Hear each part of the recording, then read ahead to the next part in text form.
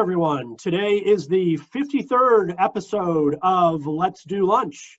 And today is Thursday, so we'll be having our RightsTech Roundtable today. On today's show, the topic is licensing music for podcasts. Podcast industry, as everyone I'm sure is aware, has really grown over the last 5 years. With big players like Spotify coming into the space and making acquisitions. There's a lot of activity in that space. So really excited to hear what our panel has to say about this topic. On the panel today, we have two executives from SyncFloor, Kirt, Debique, and Cestjon McFarland. They will be joined by Paul Sweeting, who is CEO of the RightsTech Project, as well as Concurrent Media. Before we have Paul come onto the show with our panelists, let me remind folks to introduce yourselves in the chat room. We love getting conversations going there. So if you look down at the bottom nav, just click on the chat. And when you do introduce yourself, go to the drop down at the bottom and change it from all panelists to all panelists and attendees so you can see your introductions. Also, the panel will be taking questions, and while Paul will try to look at them in the chat, it's much easier if you post your questions in the Q&A. So you'll see that just to the left of the chat button there is the Q&A, and Paul will be looking at those questions throughout the panel. All right, without further ado, Paul Sweeting and our panel. Thanks. Thanks, Ned. Hello, everyone. Welcome. Thanks for joining us here today at the RightsTech Roundtable. I am very excited about our panel today. Before we get to that, I wanted to just highlight a couple of interesting developments in the news, one of which Ned just alluded to. First, just following up on something we've talked about here before, Twitch, the huge, massive gaming platform that has now become an increasingly important music platform, particularly as artists are looking to live stream their performances in lieu of being able to tour. They announced this week that they have expanded their existing deal with Audible Magic, the Content ID company, that it will begin scanning clips, archived clips, for copyrighted music that has not been licensed necessarily for that use. This is obviously in response to the wave of DMCA takedown notices that Twitch received about 2 weeks ago now from the RIAA. And as I mentioned in a blog post at the time, the RIAA moves sounded very much like the opening salvo in what is likely to be a long struggle to bring Twitch and by extension other gaming platforms under the broad music licensing umbrella. Until now, although music often appears on Twitch, Twitch is not really, Twitch of course is owned by Amazon, but has not really made any affirmative moves to secure licenses for that music. And then this week, there was an op-ed published in Billboard by David Israelite, the head of the National Music Publishers Association, putting Twitch and other game platforms on notice that if you are hosting live streams, music live streams, and are archiving those in any way, then you also need to get your sync licensing on. So you can see the sort of ground being prepared by the music industry rights owners groups for what could be a real battle ahead, and we'll see ultimately who has the real leverage here, the side with the rights or the side with the audience, which is kind of the long-standing line of battle in between rights owners and digital platforms. Also this week, as Ned mentioned, Spotify has made another couple of significant moves in the realm of podcasting. They signed a deal with Warner Media, specifically DC Comics, which is owned by Warner Media. And DC is going to begin creating original podcasts on an exclusive basis for Spotify. Spotify also reached a deal this week with, or at least unveiled a deal this week with Kim Kardashian, also an exclusive deal to create podcast content for Spotify. And of course, just a few weeks ago, Spotify reached that headline-grabbing deal with Joe Rogan for $100 million for an exclusive. So Spotify is going in heavily on exclusive deals for podcasts. And as a matter of fact, it spent something like $600 million in the last year and a half, either securing content on an exclusive basis or buying podcasting companies. This, of course, is increasing the amount of non-music content on the Spotify platform, and it's driving an increase in the amount of non-music listening hours that consumers are putting in on Spotify, which has raised some concerns with the record companies. And in fact, exactly what the impact of that growth in podcasting on Spotify is having on music royalties was, at least reportedly, one of the sticking points in the negotiations, the recent licensing negotiations between Spotify and Warner Music, which is unrelated, as you know, to Warner Media. So that's likely to continue to be an issue as the record labels look to renew those licenses with Spotify. So speaking of podcasting, I would like to ask our guests today to join us, Cestjon and Kirt, if you could enter and sign in, please. For those of you, that was an old game show joke for those of you who are too young to get the reference. Welcome to you both. Thanks for joining us here today. Thanks for having us. Kirt is the CEO and CTO of SyncFloor. That's a somewhat unusual combination of hats. Usually those two jobs are separate. But you know, Kirt's an unusual guy. He spent 20 years at Microsoft as an engineer, a technology strategist. He has 37 patents, technology patents to his name. But then he went off and started a record company, an independent record label in Seattle called Brick Lane Records. So that's a rather unusual career trajectory. But he's sort of bringing those two threads back together with his latest venture, SyncFloor. His partner, Cestjon, is the general counsel and head of business affairs. Two jobs that you know more typically go together, which is not to say that there's anything typical about Cestjon. She has was a practicing attorney with a law firm for over 20 years.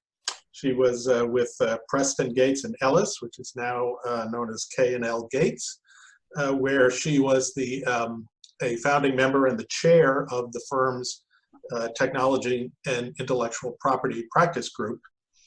And she's worked in a number of technology related areas and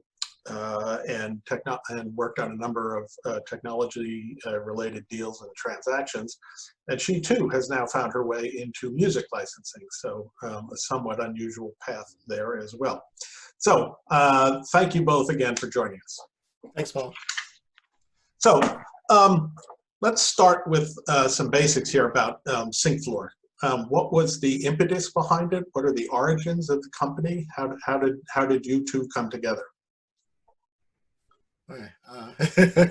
I can give a little background there, and Kirt can expand upon that. Sure.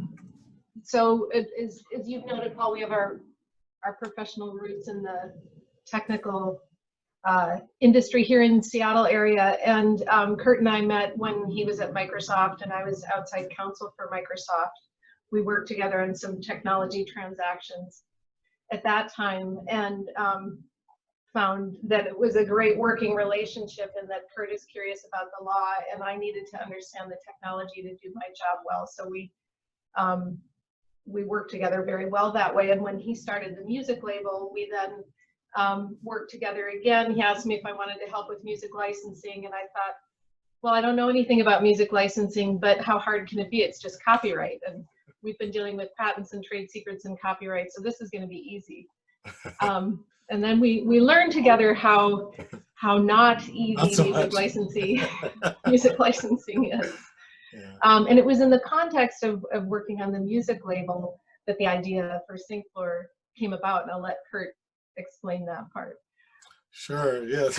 Not so much in terms of ease, but you know, the label was really constructed about 8 years ago to try to connect the dots for the independent community, particularly independent labels, publishers, etc., that I had met and worked with in Seattle around, you know, sort of making art, and who were experiencing a disproportionate impact of what was a significant disruption around that time, 2011, 2012, sort of the bottom of the trough of the last big disruption, out of which, you know, sort of the phoenix of streaming came out.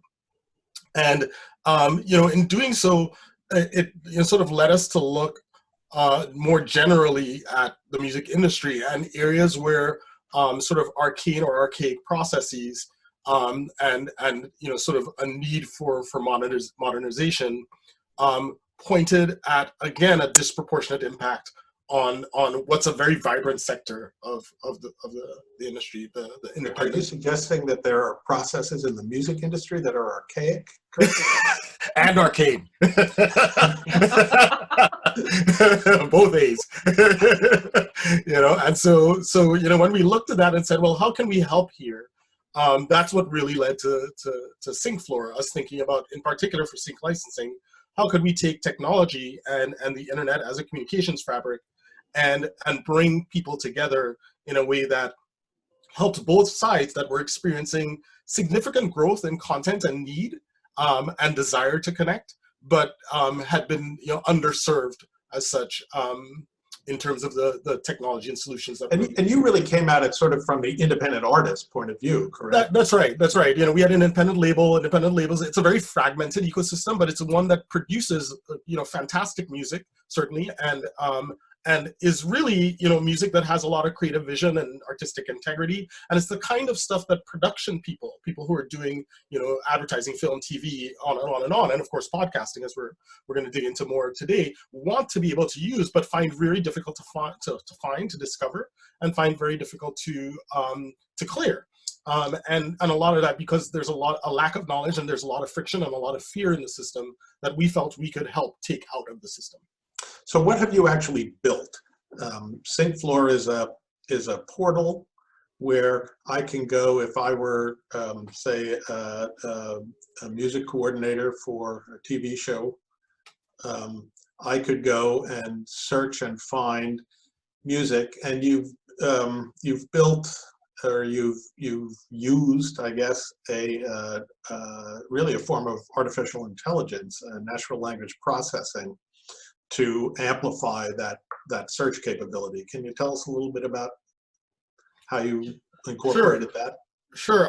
You know, stepping back in terms of you know, what we've done for the marketplace for SyncFloor, we kind of think about it in terms of 3 pillars. You know, the first pillar, which is really the front door that you're referring to, is professional music discovery.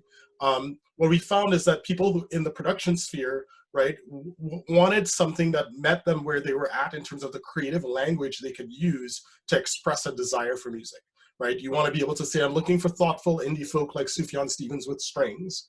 You want to be able to say, I want to have something that feels like American Beauty, or something that feels like Big Little Lies, or some music that feels like This American Life. And you know, being able to say those things requires a certain degree of processing and understanding of what you're doing, you're saying in the musical sphere, that presents an interesting technical challenge, but one that, if you could break through, creates a whole new realm of interaction with respect to discovery. So the taxonomy that I see on the website in terms of the features of the music, the quality of the music, where did that taxonomy come from? Is that did you create that yourselves? Is that machine No, generated? that's a great question. Traditionally, I would say a lot of the way music taxonomies are built is sort of bottoms up. You think in terms of, what is music like? What key is it in? What's the BPM and things like that? And you kind of develop a taxonomy that enables description of the music. We took a slightly different approach, and it certainly embodied some elements of that bottoms up approach. But primarily what we did is we said, let's go look at tons and tons of searches, tons of briefs, the things that people send around in emails or tell each other about on the phone, that expresses the desire for music. And then let's analyze those things and come up with a taxonomy that is highly suited to delivering searches on music that satisfy that criteria. And so that led us down the route of developing a very rich taxonomy that included lots of stuff around themes, and sentiment that is not typical in terms of the taxonomies you might find. Okay, so I go on, I do my search, I find a piece of music that I think I'd like to use. Cestjon, how does the licensing process then actually work? What do you guys actually execute a license, or are you more a marketplace for connecting buyers and sellers? It's the latter. So we are not a sync agent. We are a platform to connect essentially buyers and sellers, the licensors and licensees.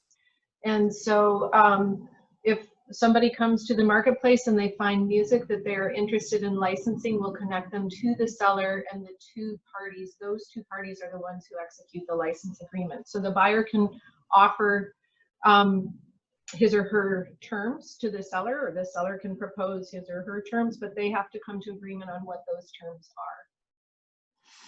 are. Okay, so you just came out of beta, right, at the beginning of the month, beginning of June.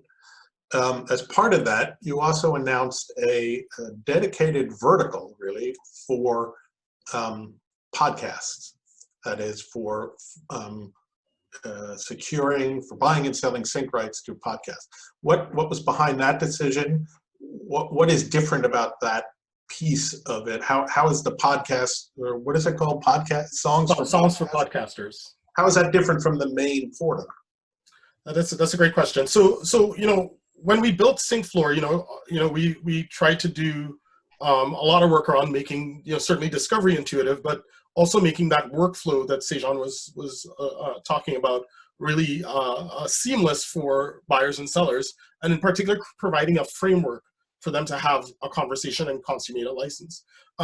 When we looked at that framework, we felt that there was more we could do if we could constrain the particular scenario that we were talking about. And in particular, when you start to look at certain verticals where the size of the license, the budget is smaller, where you start to get into what may be typically thought of as micro transactions, and in the realm of sync anyway, what you find is you have people coming to the table who have a lot of fear, honestly, and friction, because they don't understand all of the things that go into acquiring these rights, right? And then you have people who have content that don't have as good an understanding of the usage tiers that those people are bringing to the table, and how to make sure to sort of maximize the connection to them at the appropriate price. And so what we said is that if we could provide that framework, but in a vertical where you kind of take away some of the knobs that are in the general case, right? You make sure that the content that's in that particular service application are all priced at the right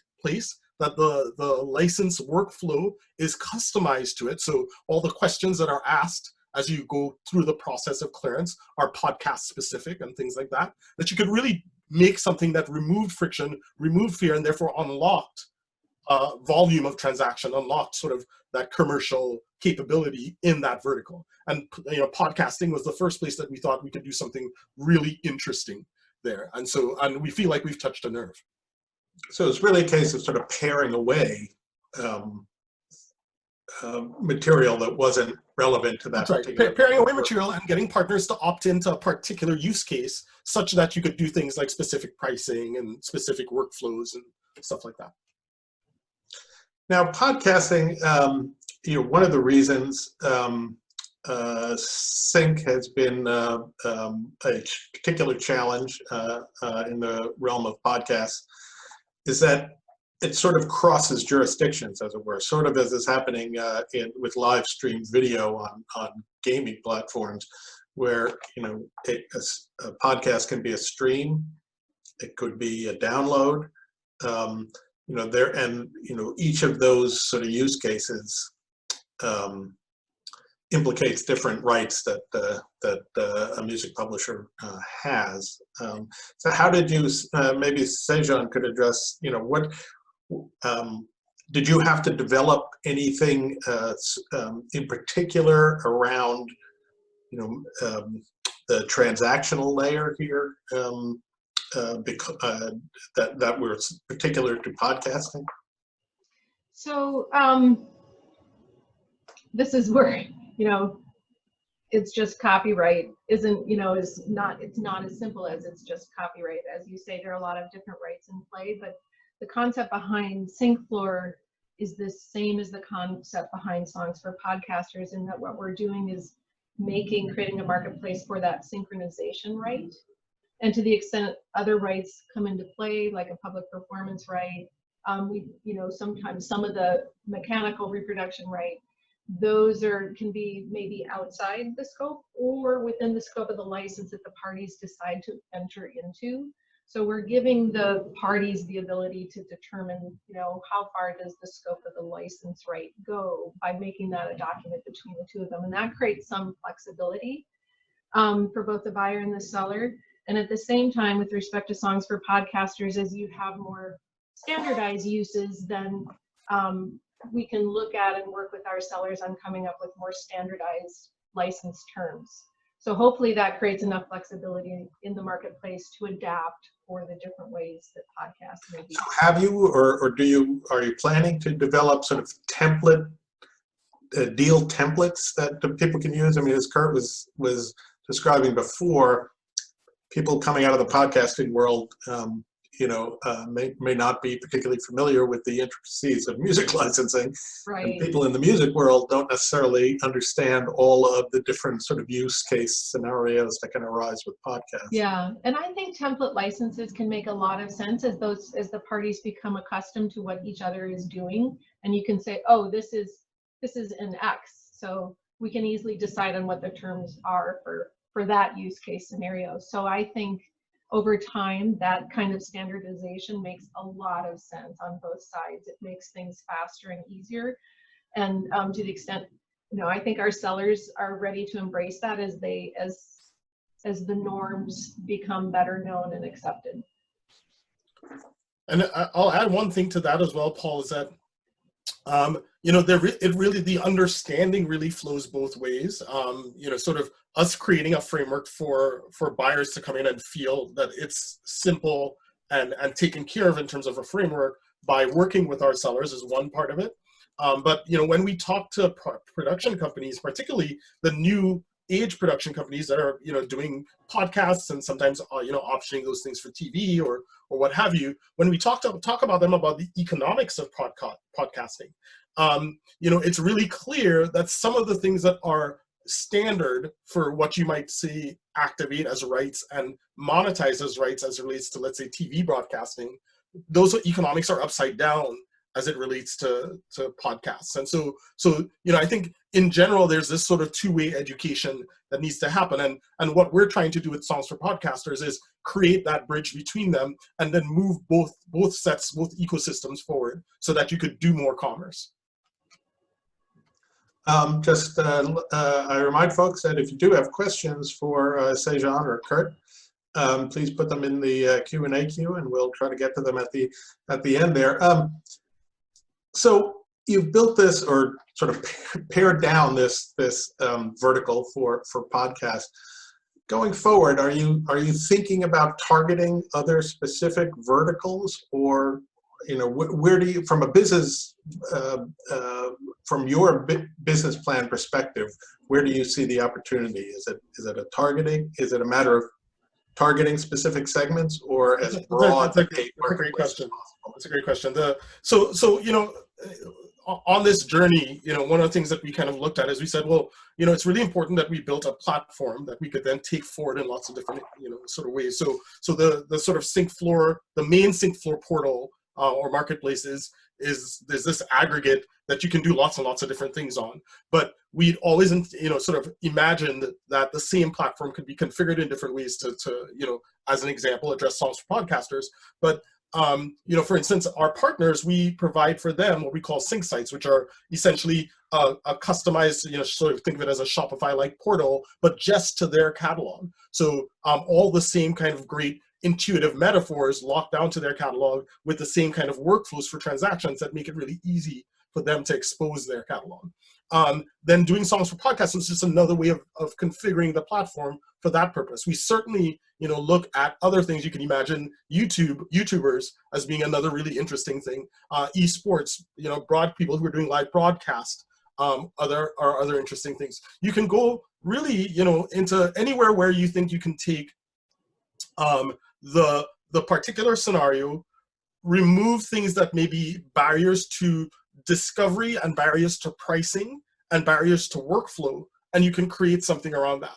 You can imagine songs for nonprofits, right? Where this particular use case, a particular tier of usage, it encourages partners to opt in at a certain pricing that works for all parties. And so that's kind of how we see taking the platform forward, is that you have lots and lots of entry points into it that feel really well suited for a particular tier of usage and a particular user type. And that unlocks commerce in lots and lots of different ways. So Sync has, gotten a lot more attention in the last couple of years from the folks in the music industry. In any case, it's becoming it has become a significant source of revenue for a lot of folks, particularly as streaming royalties may not reach what some artists and songwriters hope that they might. Obviously, there are no live performances these days. That's more of an issue on the artist side than on the songwriter side. But how have you thought about the sort of broader, larger opportunity in the realm of sync? Is it do you think have...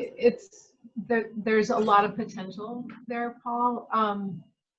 As Kirt was saying, and as you observed yourself in the podcast realm, when people come into that new media, they don't come in with all the background and understanding of, oh, this is how you find and license music for a podcast. They're focused on how to make a podcast.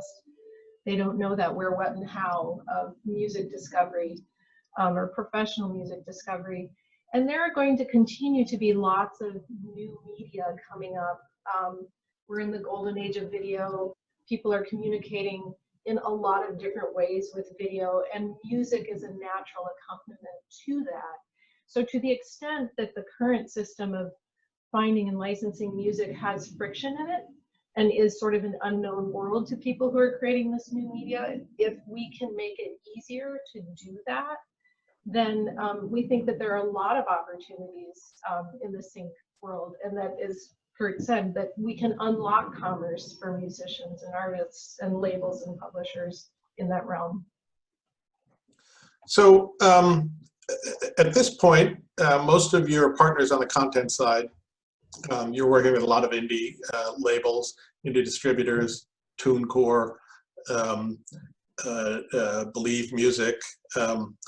What's the game plan going forward? Is that where you're going to stay focused, at least for the time being, or have you begun outreach to the majors?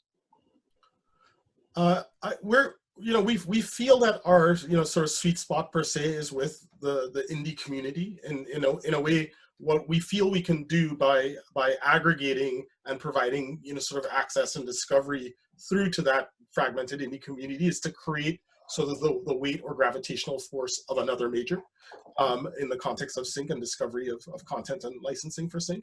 And so that's where we feel we have the most leverage as such.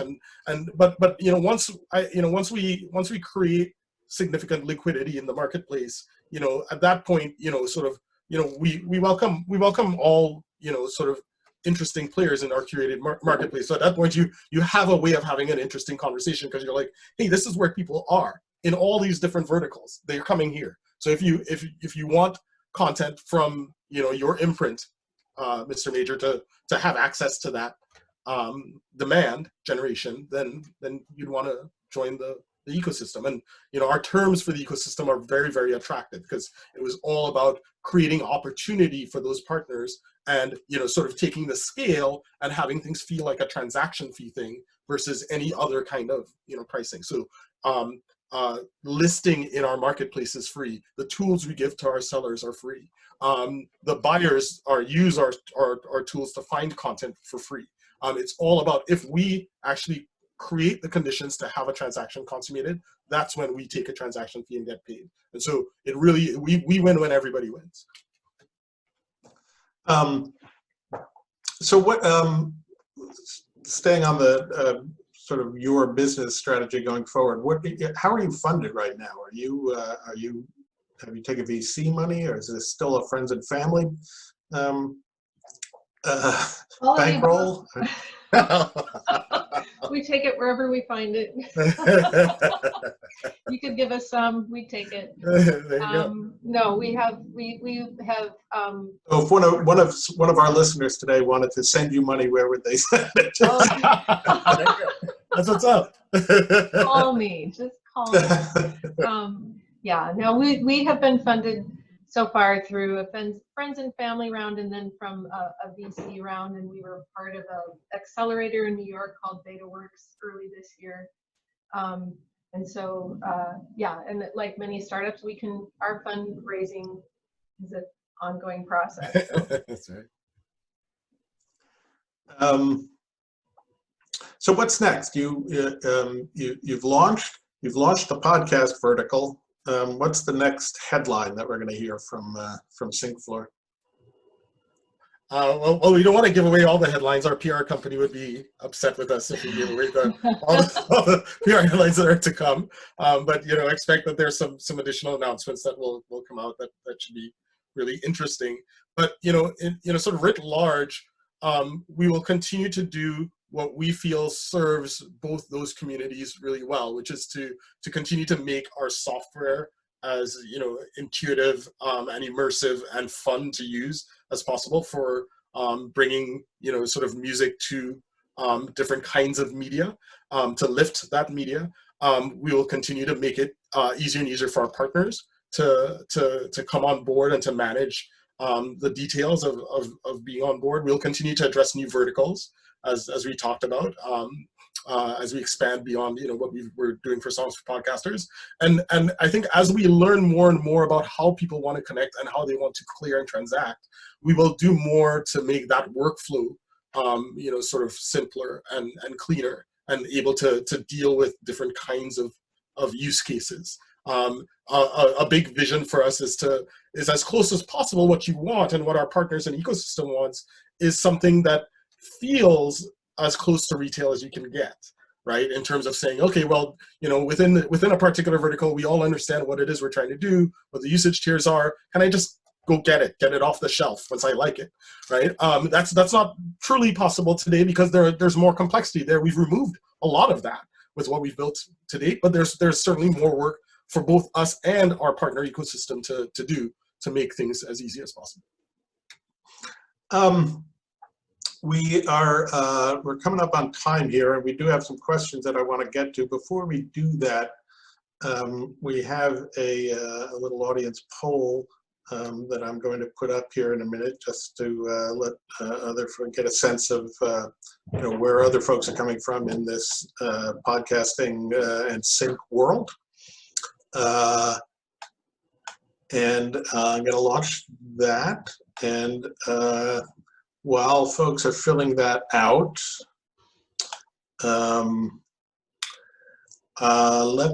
let's take some questions. So, we've sort of covered this, but if you guys want to take another summary stab at it from Joan Hamill, what are the best ways for songwriters to connect with podcasters? using your platform, I assume, would be the best. Well done, Paul. I mean, I think that's a really, that question in and of itself points to the challenge of these two sides of the equation to find one another. And it just, you know, ideally it shouldn't be that hard. So we're one solution to try to create that connection, and hopefully, you know, there'll be other solutions too for people, but there's no good answer to that actually right now, other than what, you know, this isn't just a plug for us, but you know, we've tried to build that, but we built it because there was no good answer to that. Lars Murray, who was on a podcast, was on a webinar with us just a couple of weeks ago, asked, I guess, Kirt, could you elaborate on your upside down economics comment? Yes.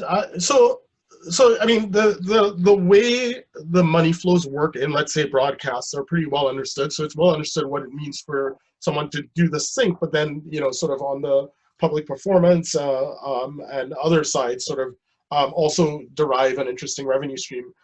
Things in podcasting are still evolving, and certainly the monetization of podcasts themselves is evolving. And so what you find some podcasters saying is that, hey, look, if I go the traditional route of what I have to pay with respect to activating various rights, whether that be the mechanicals on download or public performance or what have you, in the same way that it's done for all, you know, sort of these other verticals today, then I start off underwater, you know, in terms of, you know, the way podcasts are monetized.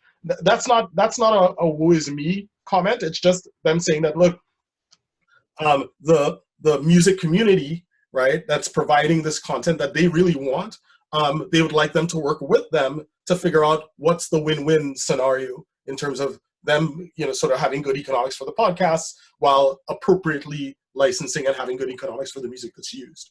And so again, it's really about bringing the parties together under some framework and continuing to evolve that framework so that the best thing happens for everyone.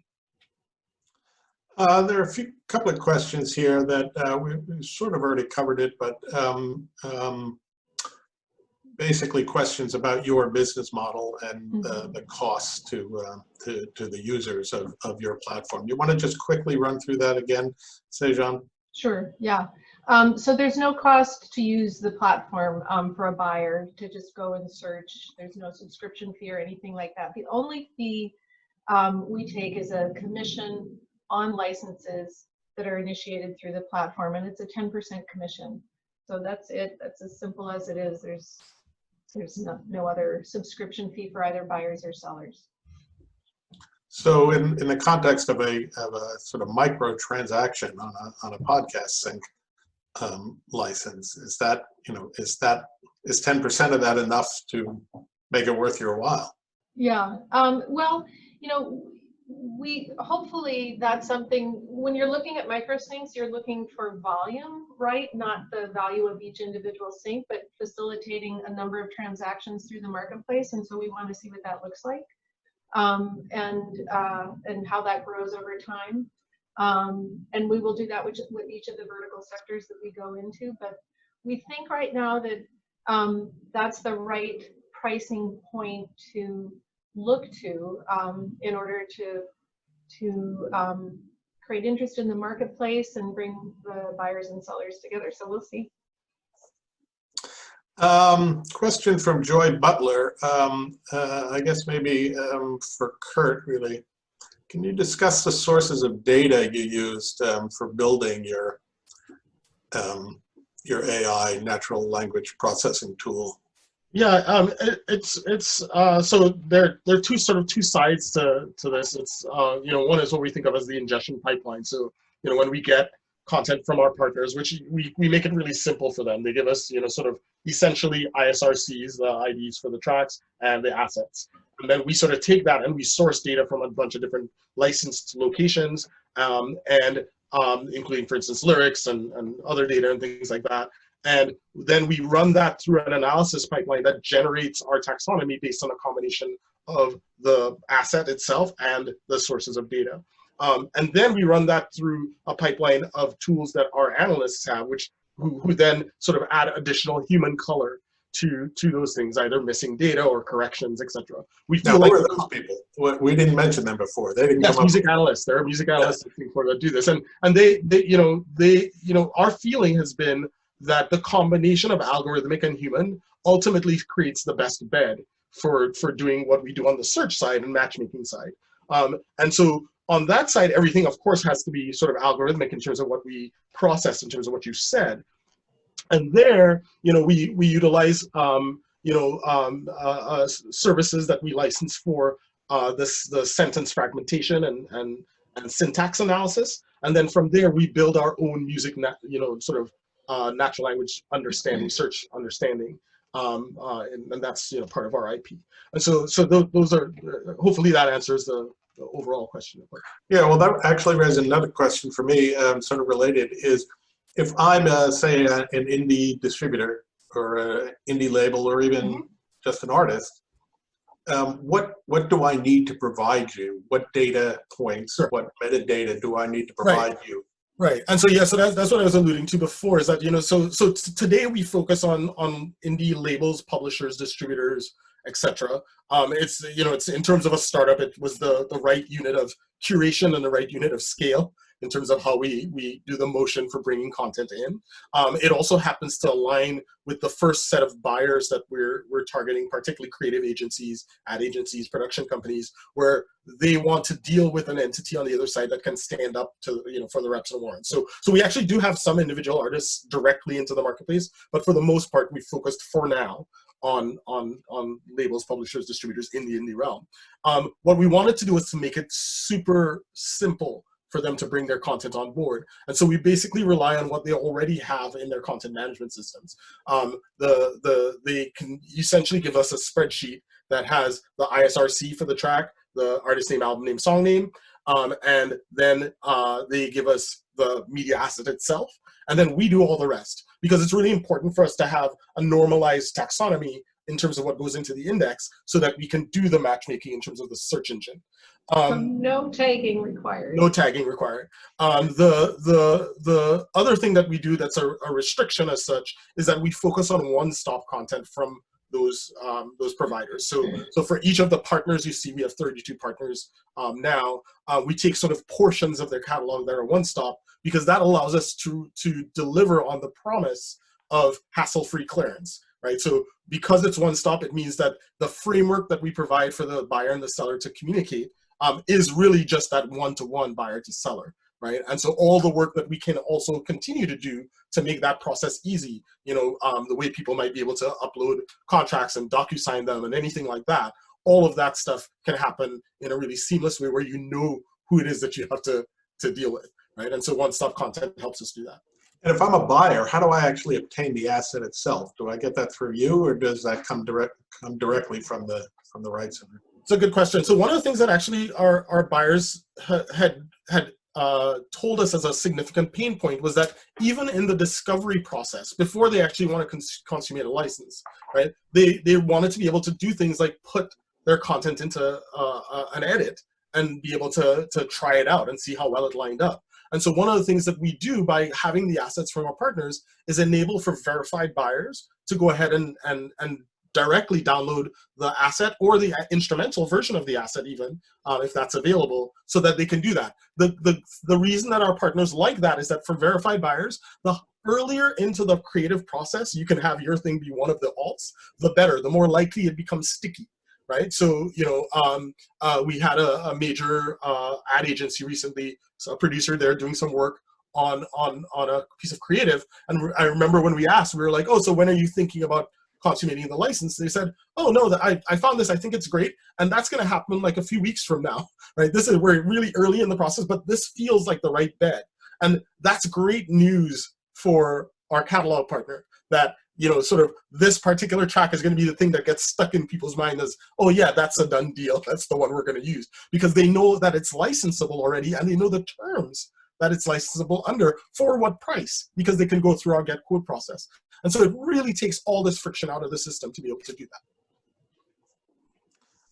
Question from an anonymous viewer. How will you involve the SAG-AFTRA terms in the licensing process?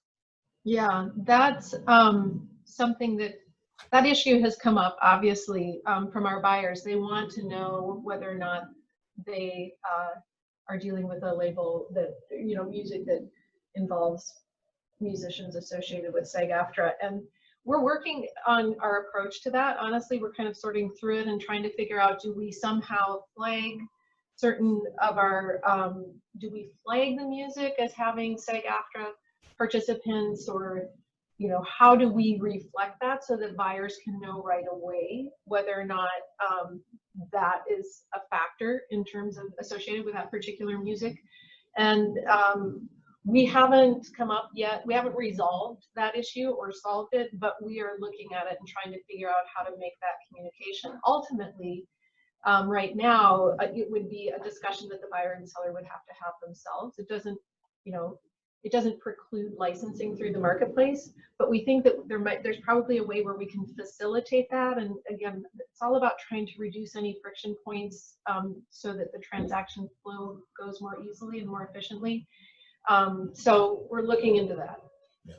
And what we've seen too is that, it's the larger agencies that are signatories to it. They're the ones that ask pretty early on, hey, is this, sort of, is SAG-AFTRA at play here? Or where was this recorded? And that goes into their decision making about whether or not to use the track. And so, as Cestjon says, it behooves us to find ways to, help our sellers communicate to our buyers those possibilities, so that up front it's really clear to the buyers like what they need to do.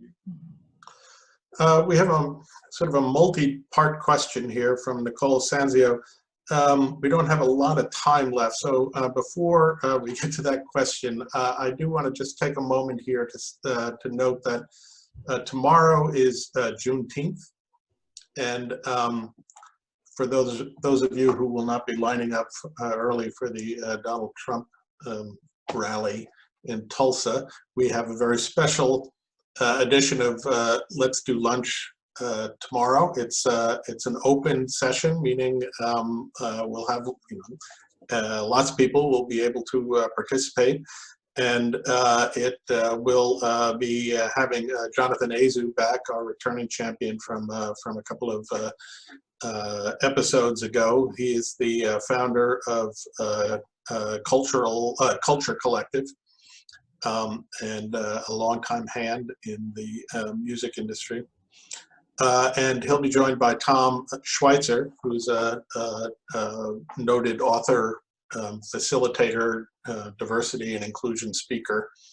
And that will be tomorrow at noon Pacific and 3 p.m. Eastern time. So I'm going to end the poll and put up the results, which people can check out. While you're checking that out, let's see, most of our audience, how have you been involved? I'd say the largest number are intermediaries.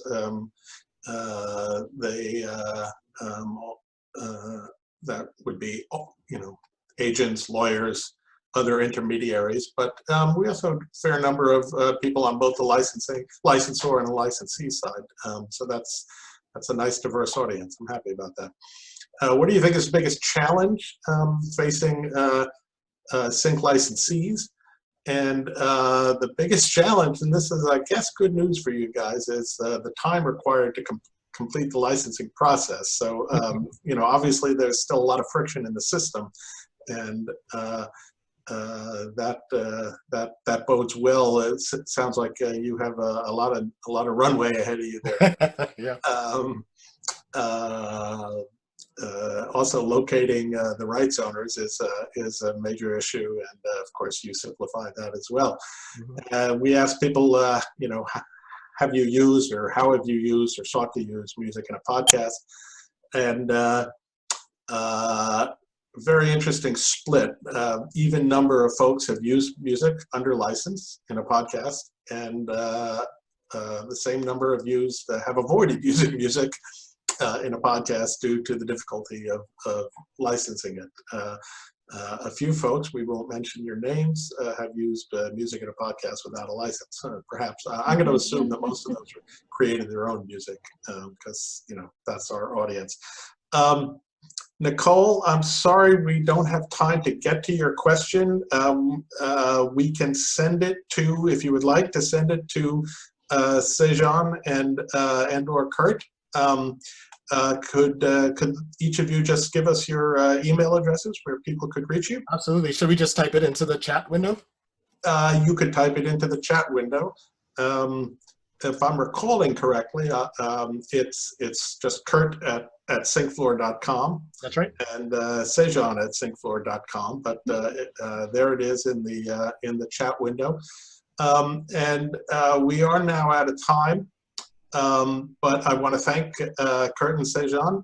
This great discussion. Thanks to everyone who put in questions. I'm sorry for the ones we didn't get to. And thanks for everyone weighing in on the poll. And I hope we do see you all here back here tomorrow for a very important Let's Do Lunch. Yeah, thank you, Thanks Paul. again, guys. And thank you for doing that. Thank you, Paul, and thanks everybody for being here and listening to us.